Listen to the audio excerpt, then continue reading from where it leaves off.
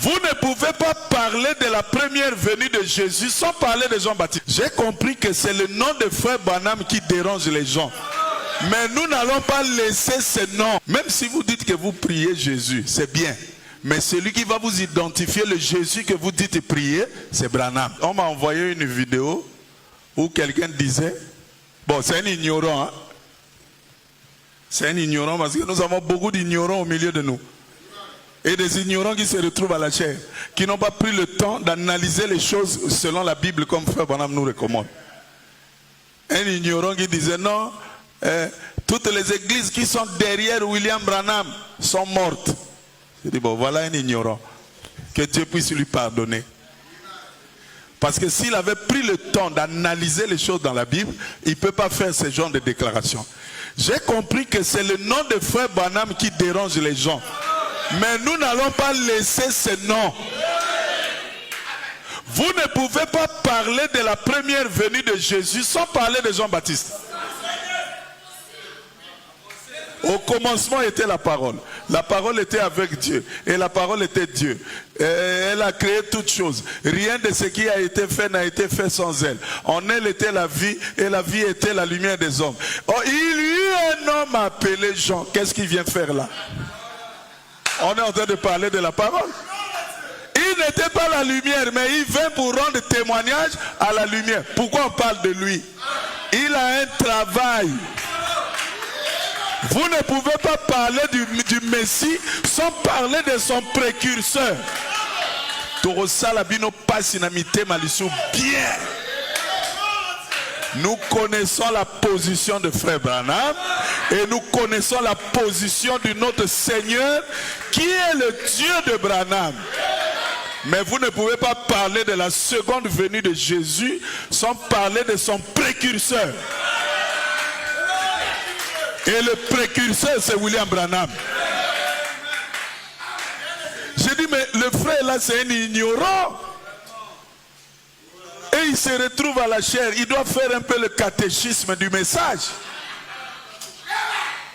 Parce que nous avons aussi notre catéchisme qui s'appelle l'école de dimanche. Est-ce que quelqu'un peut dire amen? Frère, tu pouvais croire en Jéhovah. Tu dis que Jéhovah va nous sortir de l'Égypte. Mais comme Moïse vient, toi tu dis non, moi je ne crois pas en Moïse. Je crois en Jéhovah. Tu allais mourir en Égypte. Croyez en Jéhovah, c'est bien. Mais pour sortir de l'Égypte, il fallait être derrière Moïse.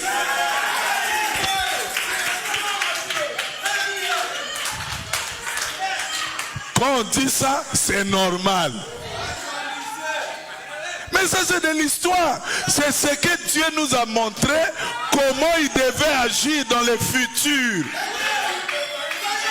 Et frère Branham dit, il y a 3 exodes. Le premier exode, c'est Moïse qui était le leader. Tu veux sortir de l'Égypte, tu dois être derrière Moïse. Moïse suivait la colonne de feu et tout le peuple suivait Moïse. Il n'y avait personne devant Moïse. Le deuxième exode, frère Branham dit le leader de cet exode, c'est le Seigneur Jésus. Moïse devait nous sortir d'un pays naturel pour un autre pays naturel. Jésus devait nous prendre d'un pays naturel pour le baptême du Saint-Esprit. Maintenant, quel est le travail du leader du 3e exode? Vous devez être derrière. Et ce leader-là, si vous ne le savez pas, c'est William Marion Branham.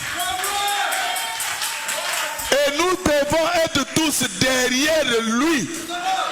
Lui suit la colonne de feu comme Moïse. Et toi et moi, nous le suivons derrière.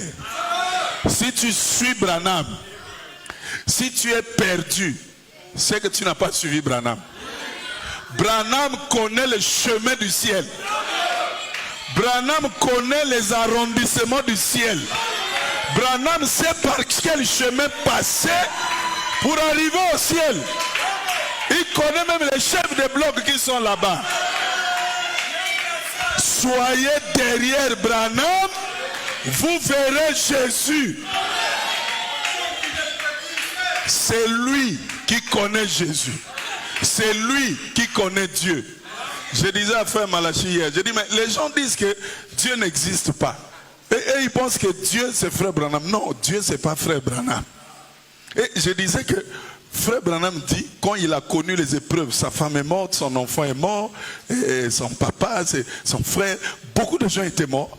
Frère Branham dit, Satan ne pouvait pas me dire que Dieu n'existe pas. Pourquoi? Il dit, parce que moi, je l'avais vu. Bon, soyons sincères, hein? Qui a déjà vu Dieu ici? Moi, dans mon été. Toujours terrain la révélation. Qui a vu Dieu ici? Personne. Frère Branham a vu Dieu. Et ce n'est pas seulement une fois. Plusieurs fois. Que ce soit en vision, que ce soit physiquement. Il dit, j'étais là à Greensmill. J'étais en train de réfléchir, de méditer. Alors j'ai vu un homme qui est entré. Il pesait à peu près 90 kilos. Et quand il est entré, j'ai eu peur. Il dit non, ne crains pas. Je viens de la présence de Dieu. Vous pensez que c'était qui? Frère Branham dit c'était l'ange du Seigneur. L'ange du Seigneur, c'est le Seigneur lui-même.